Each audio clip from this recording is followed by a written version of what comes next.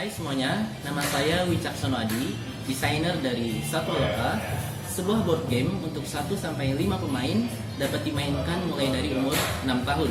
Dalam game ini, para pemain berperan untuk memberikan tempat tinggal yang layak untuk 20 satwa endemik Indonesia. Untuk memulai, pertama-tama, pilih salah satu sisi papan lokasi yang akan digunakan. Sisi bergambar ruangan adalah untuk mode rumah, dan sisi bergambar hutan adalah untuk mode suaka alam. Ambil papan lokasi sejumlah tingkat kesulitan yang diinginkan, lalu susun secara acak. Saya menyiapkan untuk tingkat kesulitan pemula dengan 3 kolom dan 3 baris. Ambil token satwa sejumlah papan. Dari lokasi dan satwa yang sudah dipilih, ambil kartu lokasi yang sesuai. Begitupun dengan kartu satwanya. Ambil kartu satwa yang sesuai. Ambil kartu bahaya sejumlah pemain. Dalam hal ini saya akan ambil untuk 3 pemain.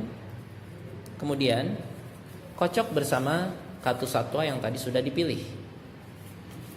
Terakhir, ambil seluruh kartu cerita, kocok dan tumpuk secara terpisah dari kartu lainnya. Lalu letakkan token dan kartu-kartu dalam kondisi tertutup. Pastikan Anda juga telah mengacak token satwa, kartu lokasi, dan gabungan antara kartu satwa dan kartu bahaya. Ambil dari lokasi untuk mode rumah dan jam pasir. Kita pun siap untuk memainkan mode rumah. Setiap permainan akan terdiri dari 3 fase. Pada fase mengubah, pemain aktif mengambil dari atas tumpukan 1 token satwa, 1 kartu cerita, serta 1 kartu lokasi. Kemudian, pemain aktif melempar dadu lokasi untuk menentukan objek di papan yang harus digunakan.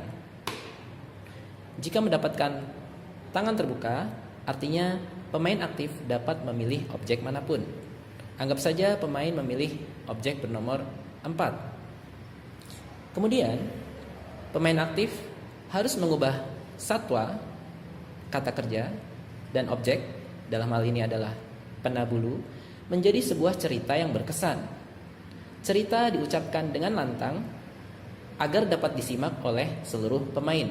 Contohnya, cendrawasih menyelidiki siapa orang yang mencuri bulunya dan menjadikannya sebagai penabulu.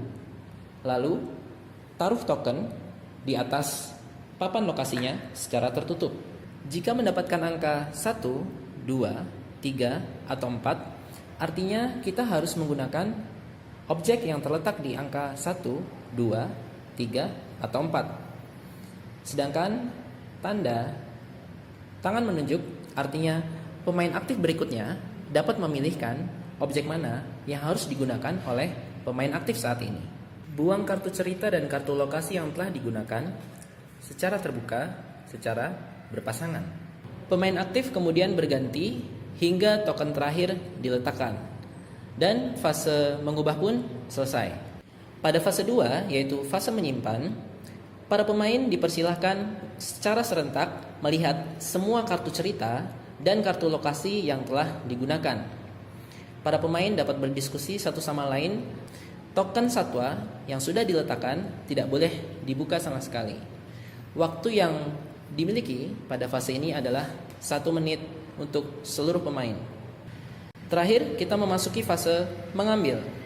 Secara bergantian, mulai dari pemain aktif.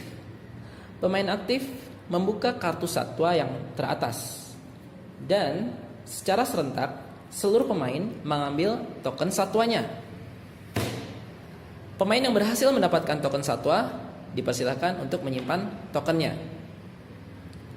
Namun, apabila pemain salah mengambil, maka pemain yang salah harus menutup token ke lokasi semula dan tidak boleh mencoba lagi hingga ada pemain yang benar.